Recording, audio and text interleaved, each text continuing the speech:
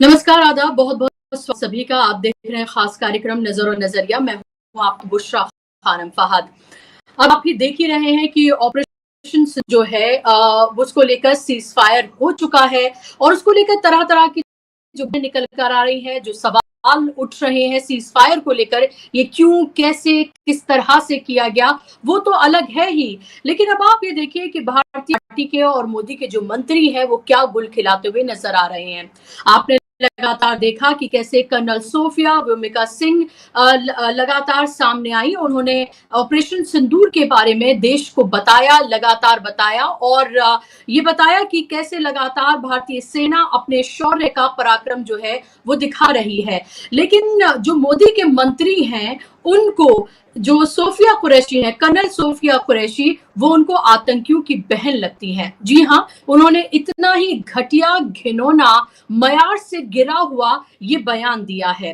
वो नहीं रहा था कि वो कोई बहुत अच्छी बात कर रहे हैं, लेकिन जिस शब्दों का इस्तेमाल उन्होंने कर्नल सोफिया कुरैशी के लिए किया है, अब उससे भारतीय जनता पार्टी की मुश्किलें बहुत बढ़ गई हैं। न सिर्फ मध्य प्रदेश में बल्कि पूरे देश में ही अब इसको लेकर गुस्सा है, उबाल है और सवाल पूछा जा रहा है कि आखिर सेना का और देश का अपमान भारतीय जनता पार्टी के ये मंत्री कैसे कर सकते हैं? आखिर इनकी हिम्मत इस तरह से कैसे हो गई कि सोफिया आतंकियों कंपेयर करें या फिर उनकी बहन उनको बताए। उन्होंने और भी बहुत सारी बातें कही हैं जो बार-बार कहना बहुत ही अपमानजनक सा लगता है कि कैसे ये एक मंत्री हैं, ये न जाने कितनी बार के विधायक हैं, कद्दावर नेता हैं बीजेपी के, विवादास्पद चेहरा ये लगातार रहे हैं, लेकिन इन्होंने अब देश की सेना का अपमान किया है। कांग्रेस ने पूरी तरीके से मोर्चा खोल दिया है, विपक्ष ने मोर्चा खोल दिया है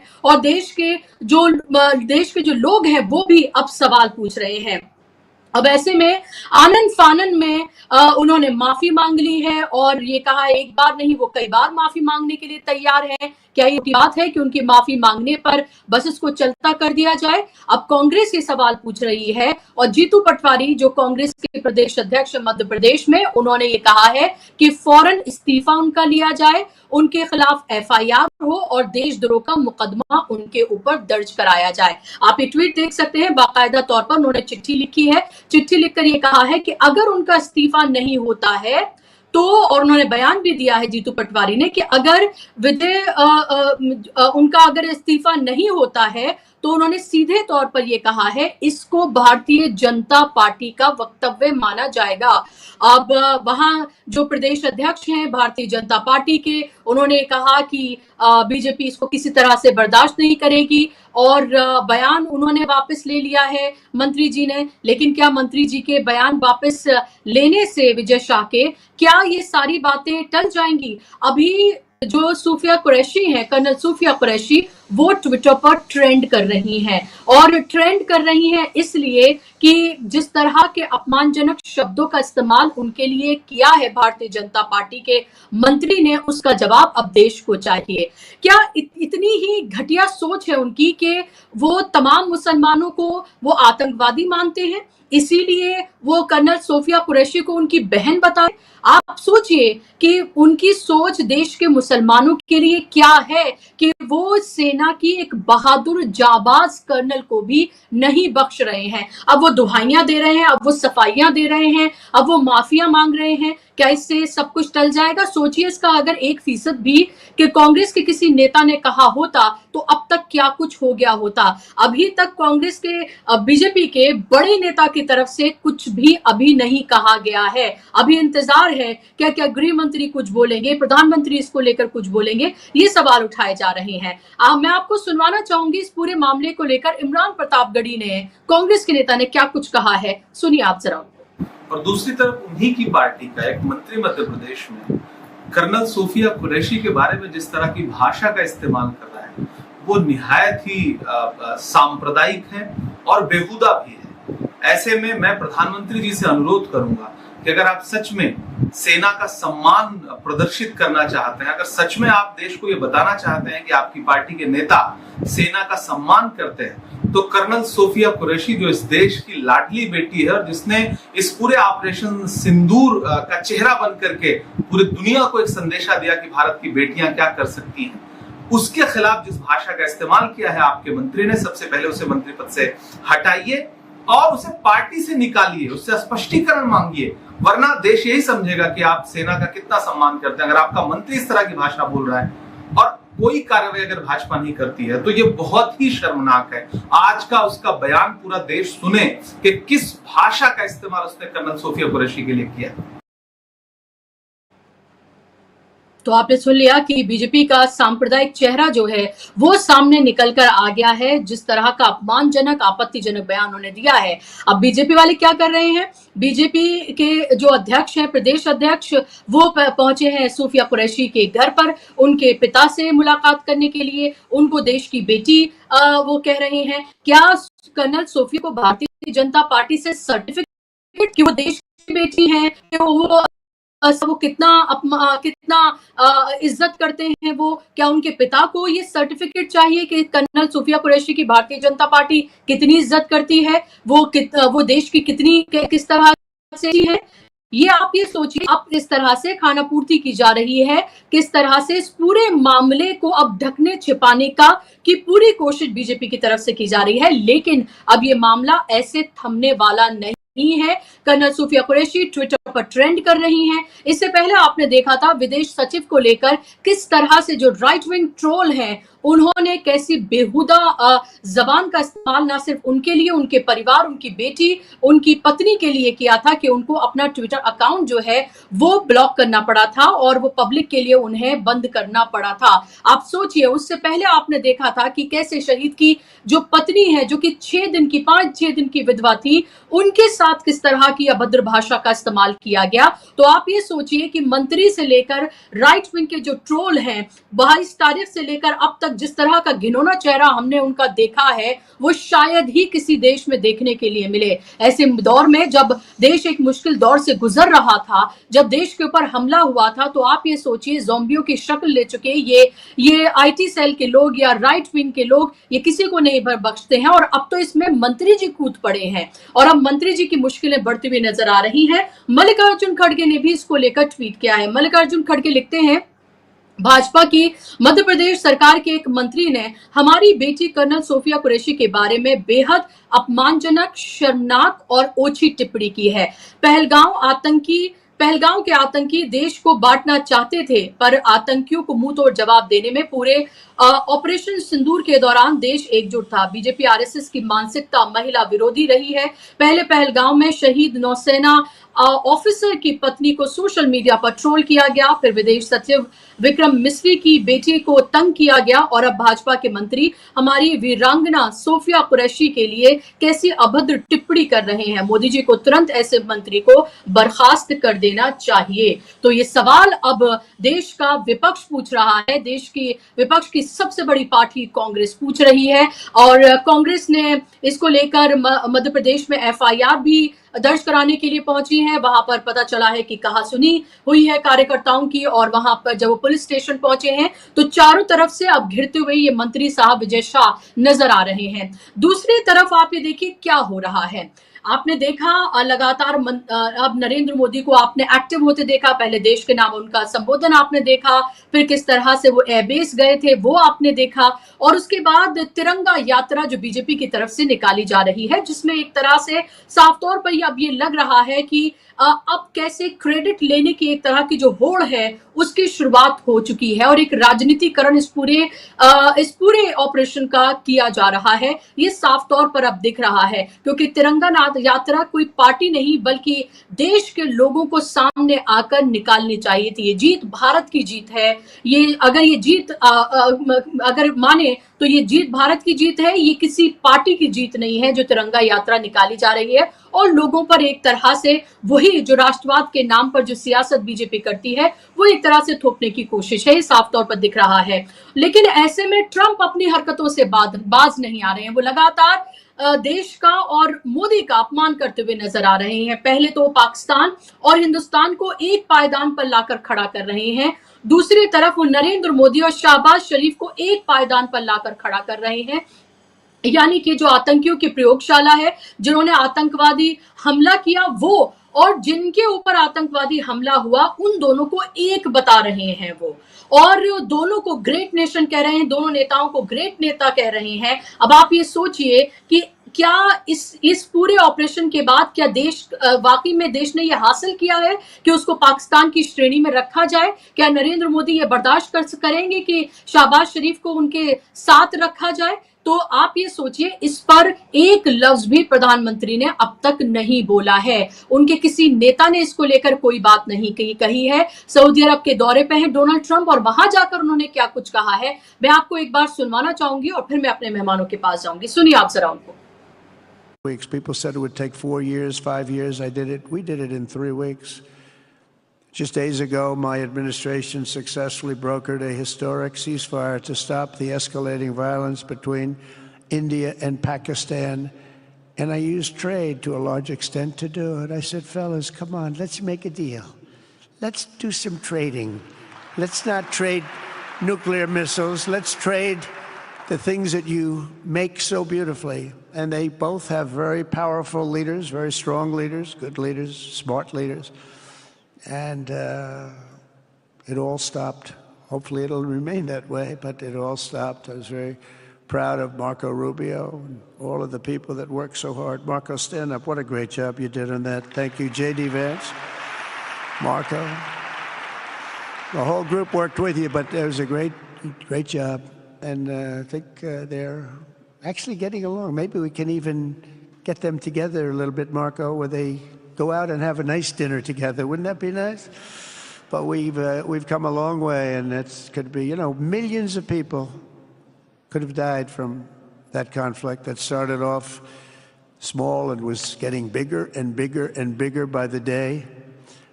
I've also been working relentlessly to end the terrible bloodshed between Russia and Ukraine.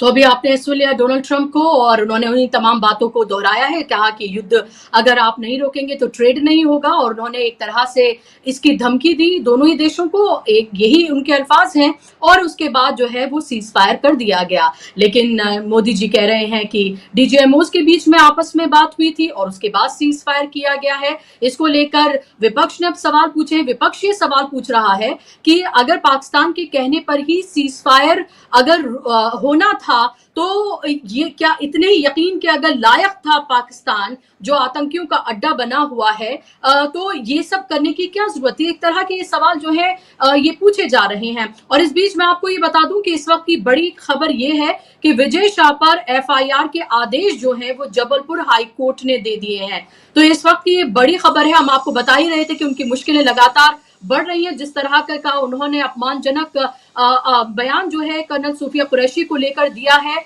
इसको लेकर महिला आयोग जो है उसने भी इसको अपमानजनक बताया था, आपत्तिजनक बताया था। इतना ही करके खैर उन्होंने खानापूर्ति कर दी थी, लेकिन अब उनके ऊपर एफआईआर के आदेश जो हैं वो हाई कोर्ट ने दे दिए हैं। यानी कि अब ये लग रहा है कि देखिए सरकार की तरफ से तो इसको लेकर कोई बड़ा अभी फैसला नहीं लिया गया कि उनको पार्टी से निकाला जाए या उनका मंत्री पद उनसे लिया जाए, लेकिन हाईकोर्ट जो है वो एक्शन में आ गया है और जबलपुर हाईकोर्ट ने एफआईआर के आदेश जो है विजय शाह पर दे दिए। अब देखना यह है कि पार्टी कब नींद से जागेगी और कब उनका इस्तीफा लिया जाएगा और कब उन्हें पार्टी से निष्कासित किया जाएगा। इस पूरे मामले में भारतीय जनता पार्टी की, उनकी सरकार की शीशा लेदर पूरे देश में अब हो रही है। चलिए इसी पर चर्चा करेंगे, इसी पर बात करेंगे। दो खास मेहमान मेरे साथ जुड़ गए हैं। दोनों मेहमानों को आप स्क्रीन पर लेकर आए ताकि चर्चा का आगाज करें। मेरे साथ आप देख सकते हैं अमरीश मिश्रा जी को, जो कि फॉरेन मामलों के एक्सपर्ट हैं, सीनियर जर्नलिस्ट हैं, पॉलिटिकल एनालिस्ट भी हैं। अमरीश जी, बहुत स्वागत आपका कार्यक्रम में।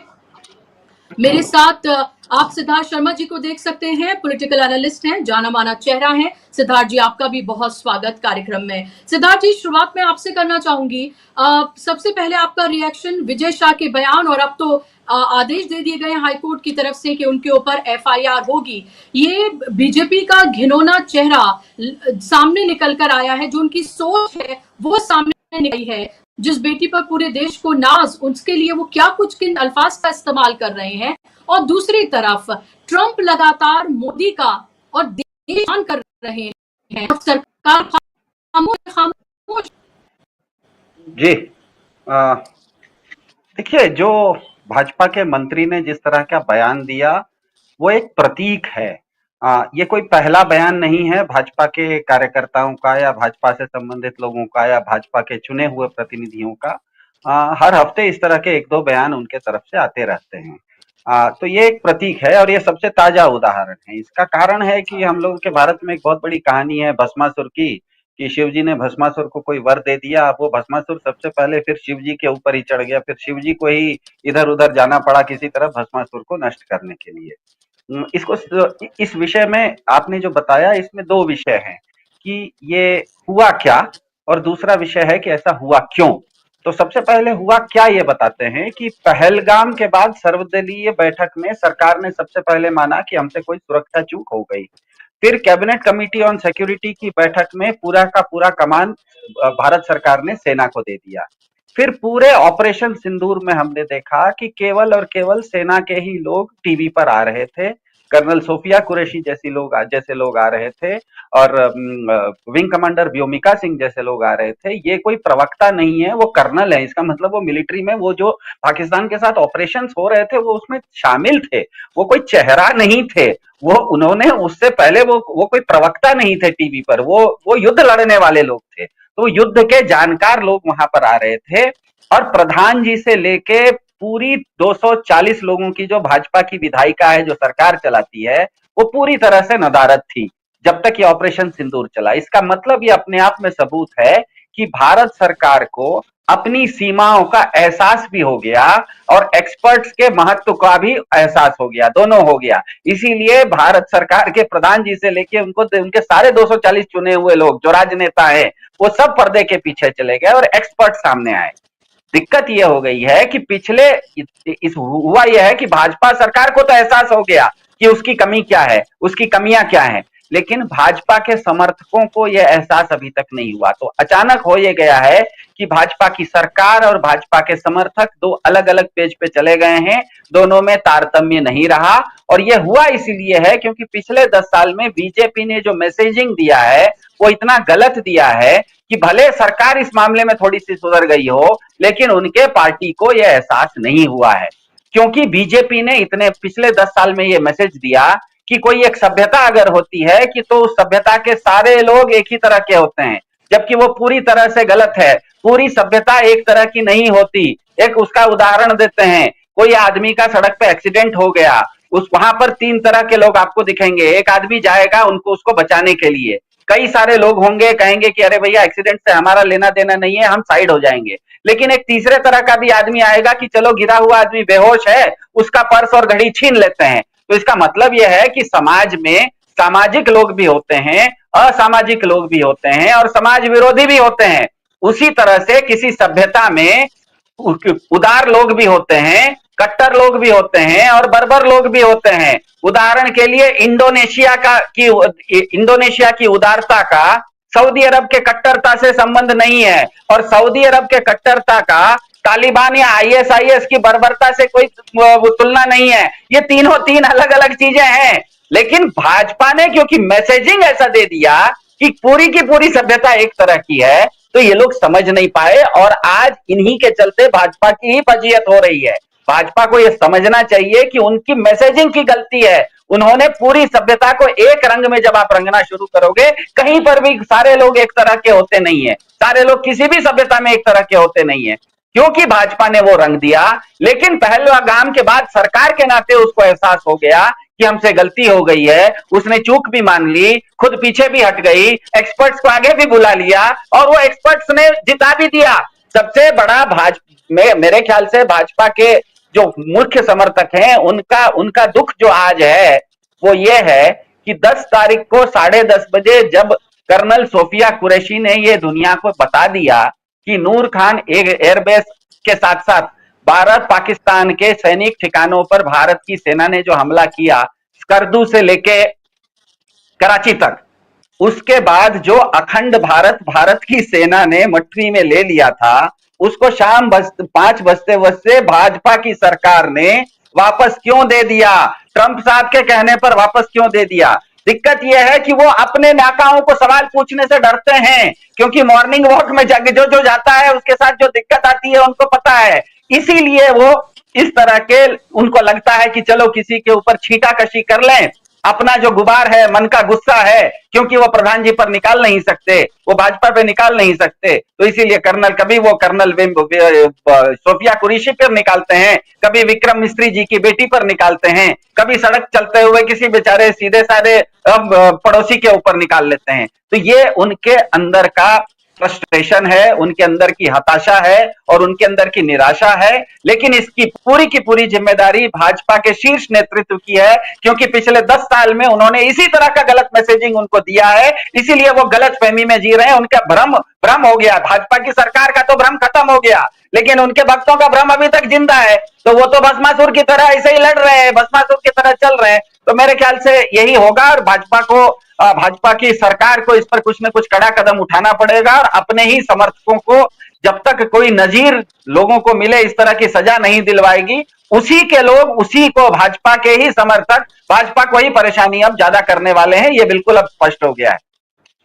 बिल्कुल सरदार जी, और क्योंकि सबको ये लगने लगा है ना कि आप इस तरह के बयान दीजिए और उसके बाद सरदार खुश होगा, शाबाशी देगा, इनाम देगा, यही तो लगता रहा है उनको। ये लगता रहा है कि भाई मुसलमानों को लेकर आप कुछ भी बोलिए, आपके ऊपर पूरी आजादी है, क्योंकि आप पूरे देश में देखिए कि कैसे अलग अलग जगहों पर बोर्ड्स लगा दिए जाते हैं कि मुसलमानों की एंट्री यहाँ पर निषेध है।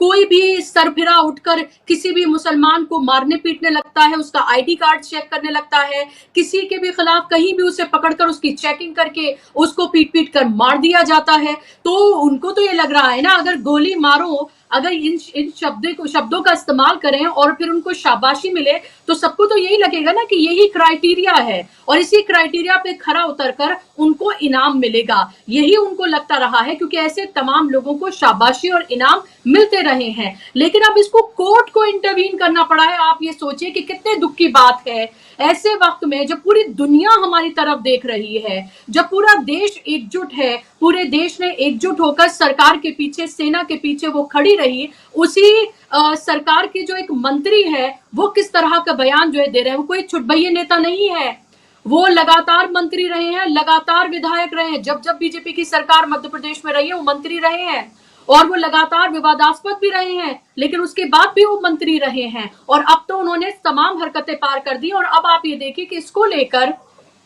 हाईकोर्ट सख्त हुआ है। हाईकोर्ट ने मध्य प्रदेश हाईकोर्ट ने ये कहा है कि 4 घंटे के अंदर एफआईआर दर्ज की जाए। डीजीपी को ये निर्देश दिए गए हैं कि 4 घंटे के अंदर आप विजय शाह पर एफआईआर दर्ज करें। यानी कि आप ये सोचिए कि कोर्ट को संज्ञान लेना पड़ रहा है। पार्टी अभी गहरी नींद में सोई हुई है। क्या कानापूर्ति की जा रही है कि प्रदेश के अध्यक्ष जो है सोफिया कुरैशी के घर पर जा रहे हैं, वहां जाके बता रहे हैं कि वो हमारी बेटी हैं और उनको विजय शाह को आगाह कर दिया गया। अरे किस बात का आगाह किया है आपने? आखिर उनकी हिम्मत कैसे हो गई कि वो देश की बेटी कर्नल सोफिया, जो कि ना सिर्फ चेहरा बल्कि सीमा पर लड़ी, और एक नहीं, उनके पिता 1971 की लड़ाई में थे और उनकी कई पीढ़ियां जो है वो लगातार देश की सेवा करती रही, और आप उनको आतंकियों से कंपैरिजन कर रहे हैं। उनकी कह रहे हैं कि उनकी बहन को ही भेजा लड़ने के लिए। ये आप सोचिए कि क्या कितनी घटिया मानसिकता है, कितनी घटिया मानसिकता का वो शिकार है। पहला रिएक्शन आपका अमरीश जी, और ट्रंप के बयान पर भी, और सबसे पहले विजय शाह को लेकर।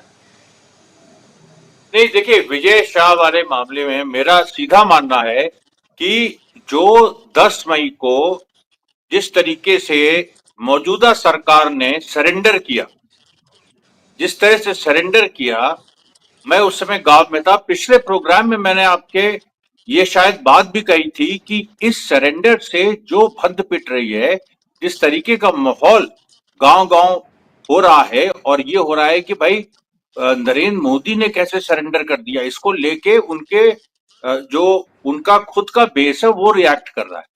उससे ध्यान भटकाने के लिए ये कराया गया। ये कोई विजय शाह का कोई व्यक्तिगत ये स्टेटमेंट नहीं, मैं ये नहीं मानता।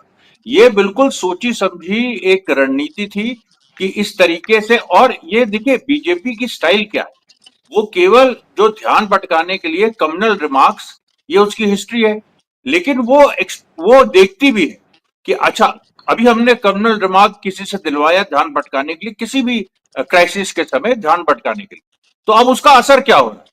उसका असर अगर अगर ठीक हो रहा है, अगर उसके उसके उसका जो बेस है वो रिएक्ट कर रहा है, तो अगर वो कहता है इनके फेवर में आता तो वो कभी इनके ऊपर कोई एफआईआर या इस तरह की बात नहीं आती।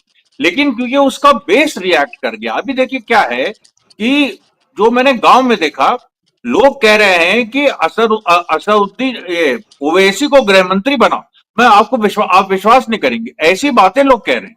तो जब पब्लिक का मूड ऐसा है कि ओवैसी ने क्योंकि एक राष्ट्रवादी लाइन उनकी नजर में ले ली और एंटी पाकिस्तान लाइन बड़ी स्ट्रांग ले ली, तो वो 10 तारीख को ये हालत था, मतलब ये हाल था कि शाम को और 11 तारीख को लोग कह रहे थे ओवैसी को गृह मंत्री बना दो, ओवैसी को रक्षा मंत्री बना दो। तो ये देखिए ऐसी बातें होती है, और ये इनका सपोर्ट बेस कह रहा था। जब ये स्थिति है तो फिर कैसे वो सपोर्ट बेस इस चीज को मान लेगा कि आप सोफिया कुरैशी को बुला भरा कह रहे हैं और आप ये कह रहे हैं कि वो आतंकियों की बहन है, कि उन्हीं की बहन का इस्तेमाल करके हमने उन्हीं को हराया, ये उन्होंने कहा था। और ये चीज कैसे लोग एक्सेप्ट कर लेंगे जब पूरा मूड ही दूसरा है। अब आप देखिए ये अच्छा, अब ये एक मामला बैकफायर वहां कर बैठे गया। लोग अब जो ये है दूसरा शगुफा अमरीश जी, और वहां बैठे इनके लोग जो है वहां वो ताली बजा रहे हैं, वहां बैठे लोग जो है वो जोर से ताली बजा रहे हैं। उन्होंने कहा मंत्री जी ने कहा है तो कुछ बढ़िया ही कहा होगा, तो चलिए ताली बजा देते हैं वहां बैठ के। नहीं, देखिए वहां जो लोग बैठे थे उनका कोई मतलब नहीं, they are without any worth. मतलब ये है कि जो इकोसिस्टम है, जो राइट विंग इकोसिस्टम है, उसने इस बात को एक्सेप्ट नहीं किया। ये जो विजय विजय शाह ने कहा, उसी ने एक्सेप्ट नहीं किया। तो जब उसी ने एक्सेप्ट नहीं किया तो फिर बात खत्म हो गई, ये पूरा। लेकिन इससे इससे मंशा कितनी खतरनाक है, अभी इसका मतलब है और ऐसी चीजें होंगी। अब क्योंकि ये फेलियर है, ये चाहे तिरंगा यात्रा निकालें, चाहे कोई यात्रा निकाल लें, चाहे उनको कोई भी डिफेंड कर ले। अब शशि थरूर ने कहा तो शशि थरूर को हीरो बनाने लगे, लेकिन शशि थरूर ने देश के बारे में कुछ कहा, उन्होंने ये तो नहीं कहा, प्रधानमंत्री को तो डिफेंड नहीं किया। सवाल यहां पर यह है कि जब ये लोग ये माहौल देख रहे हैं कि उससे ऐसे ऐसे लोग हाईलाइट हो रहे हैं, अभी जो माहौल है जिससे समस्या है इनको, तो ये लोग ध्यान भटकाने के लिए हिंदू मुस्लिम करना चाहते हैं। अब हिंदू मुस्लिम करें तो कैसे करें। अब वही बात देखिए, अभी जो सिद्धार्थ जी ने भी जो जिसकी तरफ इंगित किया था, बात दरअसल ये है कि जो नरेंद्र मोदी को ये समझ में आ गया इस सरकार को कि हमको प्रोफेशनल्स को आगे करना होगा अगर हमको ऑपरेशन सिंदूर लॉन्च करना है और इसमें जीतना है। प्रोफेशनल्स को उन्होंने आगे किया। प्रोफेशनल इंडियन आर्मी या जो ब्यूरोक्रेसी है उसका जो पूरा कैरेक्टर है, उसने सोफिया कुरैशी, व्योमिका सिंह, बिल्कुल जो एक सेट भारत की लाइन है, उसको नेहरूवियन लाइन भी आप कह सकती, क्यों नहीं कहेंगे नेहरूवियन लाइन, यही नेहरूवियन लाइन, वो जो सेट नेहरूवियन लाइन है ब्यूरोक्रेसी की, उसने सीधे सीधे एक सोफिया कुरैशी, व्योमिका सिंह को खड़ा कर दिया, और यही ताकत हमेशा रही है। तो उसी चीज को उसने किया। अब वो एक दिन चला, 2 दिन चला, ये लोग परेशान हो गए बीजेपी वाले कि अब ये तो पूरा नैरेटिव बदल रहा है, ये तो पूरी हीरोइन बन रही है, और इसको लेके हिंदू मुस्लिम एकता और हमारा बेस वाह वाह किए जा रहा है। अब जब स्थिति बनी और फिर गोदी मीडिया जिस तरीके से एंटी पाकिस्तान और पाकिस्तान तबाह हो गया वो माहौल बनाने की कोशिश की, वो भी बैकफायर हो गई। तब ये आया है शगुफा विजय शाह का कि अब इसी को, क्योंकि देखिए बीजेपी ने बार बार ये दिखाया कि जब उनके पास कुछ नहीं बचता, और ये प्रधानमंत्री ने 2024 के चुनाव में दिखा दिया कि जब उनको लगा, शुरू से लग गया कि क्राइसिस है, इस बार जनता मूड में नहीं है बीजेपी को वापस लाने में, तुरंत उन्होंने इतनी ओछी बातें कहनी शुरू कर दी मुस्लिम्स को टारगेट करके खुलेआम। अच्छा, फिर ये वही प्रधानमंत्री हैं जिन्होंने बंगाल में दीदी ओ दीदी कहा था, लंपटों की भाषा इस्तेमाल की थी। ये चीज कैसे कोई भूल सकता है।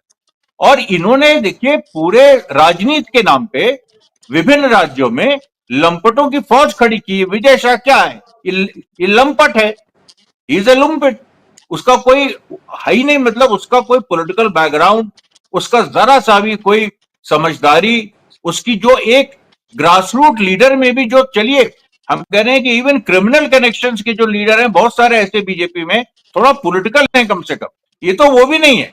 ये तो बिल्कुल शुद्ध रूप से जो संघ की सोच और संघ की भी जो बिल्कुल निचली स्तर की सोच है, सरस्वती शिशु मंदिर का भी जो फेल होता है उसमें, वो उस तरह के एलिमेंट है विजय शाह, उनको इन लोगों ने आगे किया। सोचिए अब इस माहौल में आप ये विजय शाह को तो आप जो भी करिए, कोर्ट ने कह दिया है, एफआईआर हो, जो भी हो, लेकिन अब जो पूरी फौज विजय शाह की, उसका क्या करिएगा?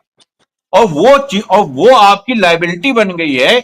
ये आप समझ रहे हैं, लेकिन आप कुछ कर ही नहीं सकते इसमें। वो दिख जाएगा बिहार चुनाव में, वो दिख जाएगा बहुत सारी चीजों।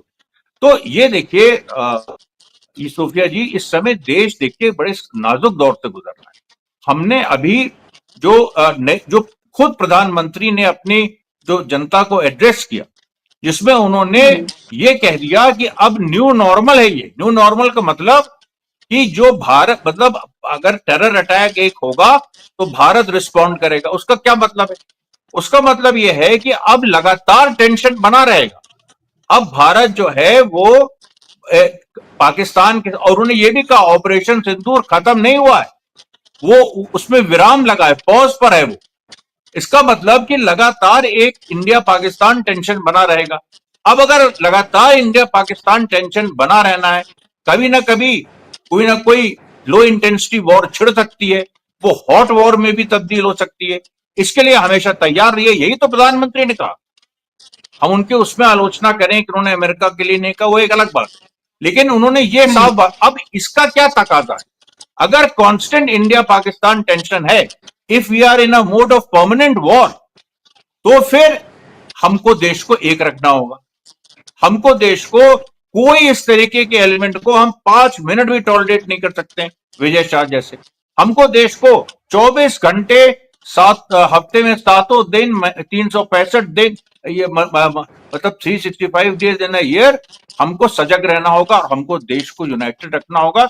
हमें कोई इस तरह की सांप्रदायिक बात जरा सी भी अगर होती है, चाहे वो किसी के नाम पे हो, चाहे गौरक्षा के नाम पे हो, चाहे वो फलाने के नाम पे हो, चाहे दिमागे के नाम पे हो, ये देश नहीं सह सकता। ये ऐसे नहीं चलेगा। आप परमानेंट वॉर के मोड में हैं, आपके देश में, आप उसका मतलब है कि सारे आप बाकी सारे फ्रंट्स जो इंटरनल फ्रंट्स है आपने सब क्लोज कर दिए, आप परमानेंट वॉर के मोड में। तो आपको फिर पूरे जो यहाँ का सामाजिक ताना बाना है उसको हेल करना होगा। जो आर्मी ने रास्ता दिखाया उसके रास्ते पे आपको चलना होगा। अगर आप नहीं चलेंगे तो यही लोग जिन्होंने आपको चढ़ाया है आपको उतार के फेंक देंगे। ये सच्चाई है जी। बिल्कुल बिल्कुल, ये सामने निकल कर आ रहा है। एक विजय शाह के ऊपर हाईकोर्ट कह देता है कि आप आदेश दे देता है कि आप एफआईआर करिए, क्योंकि सीधे तौर पर उन्होंने जिस तरह की भाषा का इस्तेमाल किया वो हम सब देख रहे हैं। लेकिन मिस्री जी जो हैं उनकी फैमिली के लिए जो कहा गया, उन लोगों के क्या अकाउंट सस्पेंड हुए, उन लोगों की क्या कोई गिरफ्तारी होगी, उन लोगों के ऊपर क्या कोई एफआईआर होगी, ये सवाल उठ रहा है। शहीद की पत्नी को लेकर जिस तरह की अभद्र भाषा का इस्तेमाल किया गया, जिस तरह की थ्रेट्स उन्हें दी गई लगातार, क्या उन लोगों के ऊपर किसी तरह का कोई कार्रवाई होगी? ये लोग दरअसल एक जो बीजेपी ने अपना एक सपोर्ट सिस्टम ट्रोल्स का तैयार किया, वो अब इनके लिए ही मुश्किल का सबब बनता जा रहा है। आउट ऑफ कंट्रोल वो अब हो गए हैं। वो अब मोदी को भी क्रिटिसाइज करते हैं, वो शाह को भी क्रिटिसाइज करते हैं, क्योंकि एक तरह से ज़ॉम्बीज हैं, यानी कि उनके खून के प्यासे हैं। वो देश का मुसलमान हो, कहीं और का हो, कैसा भी हो, बस उनको हर तरफ जो है वो जो चाहिए वो उनको मिले, नहीं तो वो किसी को भी नहीं बख्शेंगे। बिल्कुल इस तरह की स्थिति जो है वो बनती हुई नजर आ रही है, और वो साफ तौर पर आपको सोशल मीडिया पे देखने के लिए भी मिलेगी। लेकिन फिर सिद्धार्थ जी, सवाल ये उठ रहा है कि उधर पाकिस्तान की अगर हम बात करते हैं तो वहां पर 3 बार शहबाज शरीफ जो है वो विक्ट्री, वो उन्होंने देश को संबोधित किया, फिर उन्होंने विक्ट्री अपनी स्पीच दी, जनता ने उसको सेलिब्रेट भी किया। तो एक तरह से वो दिखाने की कोशिश कर रहे हैं, जाहिर सी बात है झूठा प्रोपेगेंडा ही है वो, लेकिन वो दिखाने की कोशिश कर रहे हैं कि भाई हमारी तो इसमें जीत हुई है क्योंकि सीज फायर कर दी गई। ये बताइए आप कि वहां तो लोग जीत का जश्न मना रहे हैं, यहाँ भारतीय जनता पार्टी को क्यों तिरंगा यात्रा निकालनी पड़ रही है? लोग यहाँ पर जश्न क्यों नहीं मना रहे हैं? ये वही देश है ना कि अगर एक मैच भी पाकिस्तान से जीत लिया जाए, हालांकि हमारी हिस्ट्री तो ये रही है कि कोई भी सीरीज जो है वो जीती नहीं है, एक आध को छोड़ दिया जाए पाकिस्तान ने, तो अगर वो भी हो जाए तो लोग सड़कों पर आकर जैम लगा देते हैं। ये तो देश की बात थी, देश ने जंग जीती थी, वो जज्बा लोगों के अंदर क्यों नहीं आ रहा? क्या नाउम्मीद किया गया है उनको? क्या उनके साथ धोखा किया गया है? और अब ये फोर्स करके ये यात्रा निकालनी पड़ रही है, और उसके ऊपर ट्रंप साहब जो है वो हर रोज देश को अपमानित कर रहे हैं। देश के प्रधानमंत्री को, आप मोदी से आपकी राय मुख्तलिफ हो सकती है, लेकिन उस कुर्सी की तो इज्जत है। जी। सबसे पहले तो विजय शाह जी के बारे में जो आपने कहा, जिस तरह से बातें वो कर रहे हैं, और ये पूरा का पूरा जिसको लंपन गैंग, अवधेश जी ने सही में बताया, लंपट। तो एक ही चीज इसके बारे में बोल सकता हूँ कि मदारी के उस्तरे को बंदर ने चुरा लिया, अब मदारी का ही वो मुंडन कर रहा है। तो यही स्थिति आ गई है। तो जैसा आपने कहा वही स्थिति है। दूसरी बात आपने जो पूछी कि आ, ट्रंप साहब के बारे में, तो एक चीज बिल्कुल स्पष्ट है कि दुनिया भर में कुछ भी हो जाए, ट्रंप साहब तथ्यों से ज्यादा दिखावे पर जोर देते हैं, जिसको इंग्लिश में कहा जाता है कि शो ओवर सब्सटेंस। अब दिखावे में तो ट्रंप मोदी जी से निश्चित रूप में बड़े हैं।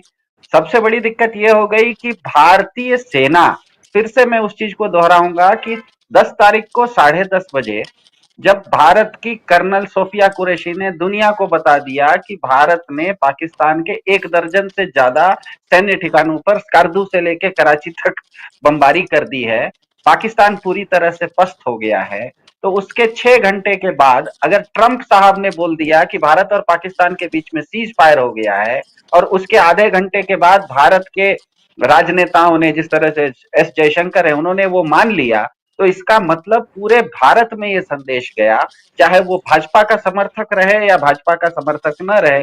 क्योंकि ध्यान में रखिएगा, भारत में अगर 140 करोड़ लोग हैं, तो 2024 में उसमें केवल 23 करोड़ लोगों ने भाजपा को वोट दिया था।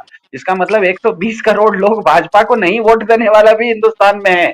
लेकिन जो 7 तारीख को ऑपरेशन सिंदूर के बारे में सबसे पहले दिन जब सोफिया कुरैशी जी ने आके कहा था कि हमने आतंकवादियों के 9 ठिकानों को ध्वस्त कर दिया है, उस दिन जो देश में उमंग था कि हाँ हमने कुछ किया, पहलगाम का बदला लेना शुरू हुआ है, पूरा बदला लिया नहीं गया है, बदला शुरू हुआ है, उसको जब 10 तारीख को 10:30 बजे सोफिया कुरैशी ने बोला कि ये तो पूरा का पूरा मामला हमारे हाथ में आ गया है, अब तो पीओके भी हाथ में आ सकता है, अखंड भारत भी हाथ में आ सकता है, उस समय जब आपने उसको छोड़ दिया, तो इसका मतलब ही है कि देश को लगा, 140 करोड़ लोगों को लगा कि हम तो, टीम ने तो मैच जीत लिया था, कप्तान ने ट्रॉफी किसी दूसरे को दे दी।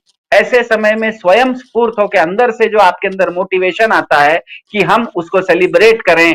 तिरंगा यात्रा ऐसी चीज नहीं है कि कोई पार्टी निकाले, तिरंगा यात्रा ऐसी चीज होती है जो लोग खुद अपने घर से बाहर निकल जाते हैं। जैसे आपने कहा कि पाकिस्तान के साथ एक मैच जीतते हैं तो लोग मिठाइयां बांटते हैं, घर से बाहर निकल जाते हैं, पटाखे फोड़ते हैं, कोई सरकार थोड़े बोलती है जो पटाखा फोड़ो। तो उसी तरह से 10 तारीख को जब ऐसी स्थिति आ गई थी कि भारत पूरे के पूरे, इंग्लिश में जिसे कहा जाता है कि मिलिट्री ने जो गेन किया था, मिलिट्री ने जो भारतीय सेना ने जिस तरह का लाभ भारत को पहुंचाया था, उसको कैपिटलाइज करने के बदले भारतीय राजनेताओं ने ट्रंप के सामने कैपिचुलेट हो गए। जो चीज को कैपिटलाइज करना था उसके बदले कैपिचुलेट हो गए। इसीलिए भारत का जो मोटिवेशन था, 140 करोड़ लोगों के अंदर जो इंतजार था कि आज हम पटाखा फोड़ेंगे, उस पर आपने दिवाली के दिन ही, मान लीजिए दिवाली के दिन बारिश आ गई तो आपके घर में पटाखे तो रहेंगे लेकिन आप फोड़ नहीं पाएंगे। तो इसीलिए जो तिरंगा यात्रा, जैसे ही मैंने देखा कि तिरंगा यात्रा को भाजपा को अगर प्रायोजित करना पड़ रहा है, तिरंगा यात्रा तो स्वयं स्फूर्त होती है, लोग अपने घर से खुद ही निकल जाते हैं खुशी में तिरंगा यात्रा निकालने के लिए। तो ऐसी स्थिति, इसका मतलब ही यह है कि पूरा देश, 140 करोड़ लोगों का देश, उसमें भाजपा के समर्थक हों या भाजपा के समर्थक न हो, जैसे अवधेश जी ने कहा कि इस युद्ध में या इस युद्ध की स्थिति में पूरा देश एक हो गया था। कहीं पर सरकार नाम की चीज, खुद भी सरकार को भी एहसास हो गया था, इसीलिए वो टीवी पर नहीं आ रही थी। जिसको रोज 8 बजे आके टीवी पर प्रवचन देने का इतना शौक है, वो भी 18 दिन तक कहीं वो टीवी के बाहर रहा। कर्नल सोफिया कुरैशी जैसे प्रोफेशनल सामने आ गए थे, पूरा का पूरा एक तरीके से बहुत ढंग से, सटीक ढंग से काम चल रहा था, सब कुछ हो गया था, टीम ने आपको मैच जिता दिया था, कप्तान को सिर्फ जाके ट्रॉफी लेनी थी, और वो ट्रॉफी अगर किसी दूसरे को दे दिया तो सबको तो ठगा सा महसूस कर रहे हैं। अब ये कुछ भी करेंगे, ट्रंप साहब के साथ ये दिक्कत है कि क्योंकि ट्रंप साहब दिखावे में मोदी जी से निश्चित रूप से बड़े हैं, तो ट्रंप इसको भुनाएंगे, बार बार भुनाएंगे, आप उसको रोक नहीं सकते। जैसे ही उनको मालूम पड़ेगा कि भारत के प्रधानमंत्री जी रात में 8 बजे टीवी पर आके बोलने वाले हैं, उससे 15 मिनट पहले फिर वो बोलेंगे कि हमने करवाया, अगले बार फिर बोलेंगे कि हम तो उनको साथ में डिनर खिलवाएंगे, और इसका कोई रास्ता नहीं है। गोदी मीडिया ट्रंप जी को ब्लैकआउट करे, इसके अलावा कोई रास्ता नहीं है। और ट्रंप साहब को गोदी मीडिया कोई भी मीडिया ब्लैकआउट नहीं कर सकता। ऐसा ही करते रहेंगे तो मुझे तो आश्चर्य नहीं होगा कि ट्रंप साहब बिहार चुनाव में भी आएंगे और किसी चुनावी रैली में भी आके कहेंगे कि मैंने सीज पार करवाया था। ये भी हो सकता है, ट्रंप साहब कुछ भी कर सकते हैं प्रोजेक्ट के लिए। बुशरा जी। जी बिल्कुल। तो आपने अपने ही चित परिचित अंदाज में जो है इन तमाम बातों को रखा है। जाहिर सी बात है कि वो सवाल तो अभी भी जस के तस बने हुए हैं। जो ट्रंप कह रहे हैं उसका खंडन क्यों नहीं किया जा रहा है, ये सवाल विपक्ष लगातार पूछ रहा है। क्या आप ट्रंप बताएंगे कि देश क्या करेगा हमारा? क्या अमेरिका अब ये बताएगा कि हिंदुस्तान क्या करेगा? हम लड़ाई जो थी, विवाद जो था, कॉन्फ्लिक्ट जो था, वो दो देशों के बीच में था। उन दो देशों के बीच में से कहां से आ गए ट्रंप? और अब देखिए कि वो कोई मौका नहीं छोड़ रहे हैं अपने आप को हीरो बनाने के लिए। वो लगातार, जैसे उन्हें पता चला कि 8 नरेंद्र मोदी वाले प्रधानमंत्री, उससे पहले आकर उन्होंने कह दिया कि मैंने इनको धमकाया था कि अगर तुमने युद्ध नहीं रोका तो व्यापार खत्म कर देंगे। फिर विपक्ष ने पूछा कि क्या आपने सिंदूर बेच दिया है? ये हमारा सिंदूर जो है बिक्री नहीं है, क्या आपने व्यापार के लिए उसको बेच दिया? और आपने युद्ध विराम, जो युद्ध शुरू भी नहीं हुआ था, उस पर आपने विराम लगा दिया। जब हमारी सेनाएं लगातार आगे बढ़ रही थी, अपना शौर्य दिखा रही थी, पूरा देश आपके साथ था, तो आखिर आपने सीजफायर क्यों कर दिया? और जो रीजन दिया फिर अपनी बात में, उसको लेकर और बड़ा सवाल हो गया है कि अगर पाकिस्तान ये कहेगा, आपसे आग्रह करेगा, ये कहा गया आग्रह करेगा, तो क्या आप रोक देंगे इस लड़ाई को, इस वॉर को रोक देंगे? इतना ही आसान था ये करना, ये सब कुछ? ये सवाल तो आप पूछा जा रहा है। और अब आप ही देखिए अमरीश जी, एक नया नैरेटिव देश में शुरू किया जा रहा है कि जो लोग सवाल पूछ रहे हैं, अब तक तो आपने देखा कि जब तक इस पर सीज फायर नहीं हुआ था, किसी ने एक लफ्ज नहीं बोला था। सब सेना के साथ तो अभी भी हैं, थे और हमेशा रहेंगे, पर लेकिन सरकार के साथ भी थे। किसी के विचारात्मक कोई उनका मतभेद भी हो तब भी, क्योंकि उस वक्त यही जरूरत थी। लेकिन वो लोग जो अब सवाल पूछ रहे हैं कि भाई ट्रंप के कहने पर आपने सीज फायर क्यों की, सरकार से अब सवाल पूछ रहे हैं, तो कह रहे हैं कि हम बाहर के दुश्मनों से तो हमने जीत हासिल कर ली, लेकिन देश के दुश्मनों से हम हार गए। अब आप देखिए इस तरह का प्रोपेगेंडा जो है वो चलाया जा रहा है। क्या इस सबसे उन सवालों को ढक दिया जाएगा, छिपा दिया जाएगा, जो अभी भी हर जनता के मन में है कि आखिर ये ऐसा किया तो किया क्यों? और ये ताऊ जो है बनने जो चौपाल इन्होंने लगाई, ट्रंप ने, ये क्यों लगाई, किसके कहने पे लगाई? इसको लेकर खंडन क्यों नहीं हो रहा है? मोदी जी चीन और ट्रंप का, अमेरिका का नाम क्यों नहीं ले रहे हैं?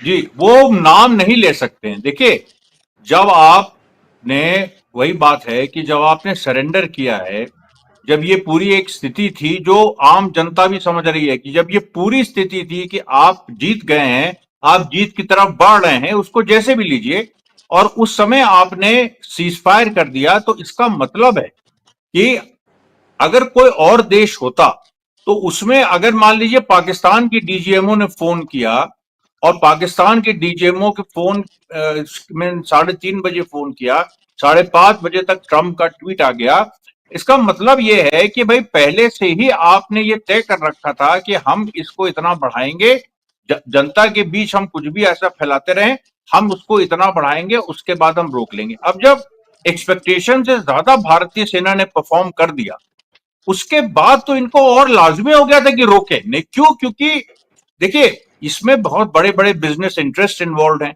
अब एक फैशन बन गया है कुछ लोगों का नाम लेने का, तो मैं वो नाम नहीं लेता हूं, लेकिन लोग समझ रहे हैं कि गुजरात में भारत पाक सीमा में किसके प्रोजेक्ट हैं। लोग ये भी समझ रहे हैं कि उन प्रोजेक्ट को लेके क्या क्या पास्ट में हुआ है। उसके बाद लोग ये भी समझ रहे हैं कि अमेरिका, देखिए क्या है, पीओके की बात बहुत सेंसिटिव बात है, क्योंकि पीओके में गिलगिट बल्तिस्तान है और गिलगिट बल्तिस्तान में रेयर अर्थ मिनरल्स हैं, और ट्रंप का ऑब्सेशन है रेयर अर्थ मिनरल्स। जेलेंस्की से उसने पूरी जो अभी बातचीत हुई, जेलेंस्की से देखिए लंबे समय से यही डील वो चाह रहा है कि यूक्रेन अपने रेयर अर्थ मिनरल्स वो अमेरिका को प्लेज करे और फिर अमेरिका उसको सहायता दे। अभी तक ये बात यही अटकी हुई है, अभी तक ये बात रिजॉल्व नहीं हुई। गिलगिट बल्तिस्तान में आपको बता दें, और गिलगिट बल्तिस्तान से आप आगे चलिए तो इवन कारगिल तक ये जो पूरा रेंज है, इसमें रेयर अर्थ मिनरल्स हैं, और इस पे देखिए ये लोग कभी भी नहीं चाहेंगे कि भारत पीओके पे कब्जा करे, अमेरिका कभी नहीं चाहेगा।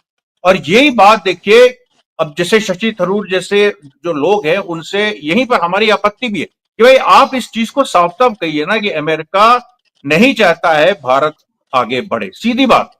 और वो ये चाहता है कि भारत पाकिस्तान बराबर रहे, जैसे उसने हाइफनेट कर दिया कि इंडिया डैश पाकिस्तान, पहले था इंडिया ये पाकिस्तान यहां, अभी आपने हाइफनेट कर दिया। उसके बाद आपने ऐसे ऐसे लोगों को छोड़ दिया, अमेरिकन की बात कर रहे हैं, जो भारत के बुद्धिजीवी हैं, जो ये समझा रहे हैं कि कैसे हम सैन्य रूप से चीन से कमजोर हैं, इनसे कमजोर है। अच्छा, मान लिया हम चीन से कमजोर है, मान लिया कि चीन पाकिस्तान की मदद कर रहा है, लेकिन कम से कम प्रधानमंत्री को यही कहना चाहिए कि अच्छा ठीक है, आने वाले दिनों में चैलेंजेस बहुत ज्यादा हैं, हमें युद्ध के लिए 24 घंटे तैयार रहना है और दो फ्रंट पे युद्ध हो सकता है, तो उसके लिए हम कैसे अपनी फोर्सेस को मॉडर्नाइज करें, अपनी सोसाइटी को मॉडर्नाइज करें, ये सारी बातें उनको कहनी चाहिए थी। लेकिन वो कह क्या गए, वो कह गए बस उन्होंने एक वार्निंग दे दी कि इसके लिए लोग तैयार रहें, किसी का उन्होंने नाम नहीं लिया। अब यही देखिए सवाल आ जाता है, अमेरिका और चीन का आप नाम नहीं लेना चाहते, आप नाम लेंगे नहीं कभी, और उसके बाद आप अपनी इस कमजोरी को छुपाने के लिए आप मुस्लिम्स पे अटैक करेंगे और जो अंदर सवाल पूछ रहे हैं उन पे अटैक करेंगे। ये बिल्कुल सीधा एक ये है, और इसकी देखिए लड़ाई हम लोगों को लड़नी पड़ेगी, खुल के लड़नी पड़ेगी, और ये जो लोग सवाल पूछ रहे हैं उनको लड़नी पड़ेगी, क्योंकि इस समय नरेंद्र मोदी अब उनका पूरा नैरेटिव बैकफुट पे है। ये बात कि लोग जो सवाल पूछ रहे हैं वो देश विरोधी हैं, ये बात नहीं चली, ये बात फेल हो गई। तो इसलिए देखिए मैं ये देख रहा हूं कि इस समय जो पूरा देश का मूड है उसमें कोई वो ये मतलब एक तो कहीं भी लोगों के दिमाग में ये मैसेज नहीं गया कि मुसलमान इस वॉर में पाकिस्तान के साथ थे, जो कि देने की कोशिश विजय शाह ने की, लेकिन वो भी मैसेज नहीं गया। ये भी मैसेज नहीं गया कि जो लोग विरोधी हैं या जो लोग दूसरे पक्ष के हैं वो पाकिस्तान की भाषा बोल रहे थे। हालांकि कहा गया, कांग्रेस को अक्यूज किया गया, बहुत लोगों को अक्यूज किया गया, लेकिन वो नैरेटिव फिट नहीं बैठा, वो नैरेटिव जनता में नहीं गया। और उसके बाद उल्टा जो मोदी सरेंडर किए, उसके बाद ये नैरेटिव हो गया कि ट्रंप के आगे ये पूरी तरह से सरेंडर कर गए। अब यहां पर भारत में देखिए अब ये दौर आ गया है जब सीधे तौर पे हमको कहने की जरूरत है कि भारत को अगर एक स्वतंत्र देश के रूप में आगे बढ़ना है, विकसित होना है, तो उसको अमेरिका के खिलाफ खड़ा होना पड़ेगा। अमेरिका की जो जिस तरह से अमेरिका देखता है भारत पाक संबंधों को या पूरे साउथ एशिया को, वैसे हमको नहीं देखना है। अगर भारत को अपने रास्ते पे चलना है, पाकिस्तान से भी हम इंटरनेशनलाइज नहीं करेंगे। नरेंद्र मोदी ने भी ये हिंट किया, लेकिन खुल के नहीं कहा उन्होंने कि कश्मीर को हम इंटरनेशनलाइज नहीं होने देंगे, वो द्विपक्षीय मामला है, वो द्विपक्षीय ही रहेगा, ये उन्होंने खुल के नहीं कहा। इस पे साफ बात करनी चाहिए। और इसी वजह से देखिए ये लोग नर्वस हैं इस समय, इनकी बहुत बुरी एक पॉलिटिकल क्राइसिस बीजेपी के अंदर पैदा हो गई है, और जो मुझे लगता है जिसके एक बहुत दूरगामी परिणाम होंगे। एक इसमें सिल्वर लाइनिंग यही है कि जो इस समय जो सवाल पूछने वाले लोग हैं उनका मॉरल वेट बढ़ा है, और दूसरी बात जो प्रोफेशनल न्यूट्रल फोर्सेस है उनका वेट बढ़ा है, जनता का उन पे विश्वास बढ़ा है। और अगर उन पे विश्वास बढ़ा है तो फिर वो भी देख रहे हैं, वो ऐसा नहीं है कि भारतीय सेना देख नहीं रही है इस बात को, वो देख रही है कि हमने क्या किया और किस तरीके से हमारे काम को पॉलिटिकल यहाँ जो फोर्सेस थी जो इस समय पावर में है उन्होंने उसको खराब करने का काम किया, ये वो भी देख रहे हैं, कभी नहीं भूलना चाहिए। और ये देखिए ये ऐसी चीजें, मैं आगे इस पे कुछ नहीं कहना चाहूंगा, लेकिन ये ऐसी लाइन है जिसपे बहुत ही विस्फोटक स्थिति कल बन सकती है। जी बिल्कुल, आप सही कह रहे हैं, और इन तमाम परिस्थितियों को देखना होगा, आंकना होगा, और इस सब के बीच देश में जो लोगों के अंदर एक तरह का गुस्सा है, एक तरह की नाराजगी है, मायूसी है कि आखिर ऐसा क्यों किया गया, क्यों सरेंडर एक तरह से किया गया किसी तीसरे के कहने पर, ऐसे लोग बात कर रहे हैं। और ये भी कह रहे हैं कि भाई ऐसे मौके पर जब ये लग रहा था कि बिल्कुल इस बार तो आर पार होगा और आतंकवाद को पूरी तरीके से निस्तनाबूद कर दिया जाएगा, तो फिर क्यों सीज फायर की गई। हालत तो अब ये है कि जो पेट भक्त हैं वो भी डिफेंड नहीं कर पा रहे, उनको पॉइंट्स नहीं मिल पा रहे कि आखिर वो करें तो करें क्या। और उस सबके बीच ये विजय शाह जैसे लोग जो हैं वो सामने निकल कर आ रहे हैं और वो हमारे जो बहादुर सेना के जो कर्नल हैं, जो लगातार इस पूरे ऑपरेशन सिंदूर का न सिर्फ चेहरा बनी बल्कि कैसे उन्होंने बताया कि इस पूरे मामले में कैसे सेना ने इस पूरे मामले को हैंडल किया, लड़ा, उनके बारे में क्या कुछ कह रहे हैं। और अब लग रहा है इनकी मुश्किलें बढ़ गई, कोर्ट की तरफ से ये सब किया गया है। अभी इंतजार है कि जो शीर्ष नेतृत्व पर बैठे हुए लोग हैं वो क्या कुछ इसको कहते हैं, जिसमें अमित शाह हैं, नरेंद्र मोदी हैं और जेपी नड्डा। उनकी तरफ से अभी कोई बयान नहीं आया। बहुत शुक्रिया आप दोनों मेहमानों का, अमरीश जी आपका और सिद्धार्थ जी आपका, कार्यक्रम का हिस्सा बनने के लिए, समय देने के लिए धन्यवाद। शुक्रिया आप तमाम दर्शकों का भी। इस कार्यक्रम में अभी के लिए बस इतना ही। शाम को 7 बजे जरूर आप जुड़िए एक विस्तृत चर्चा के लिए न्यूज पॉइंट में राजीव जी के साथ रोज की तरह। मुझे दीजिए इजाजत, नमस्कार।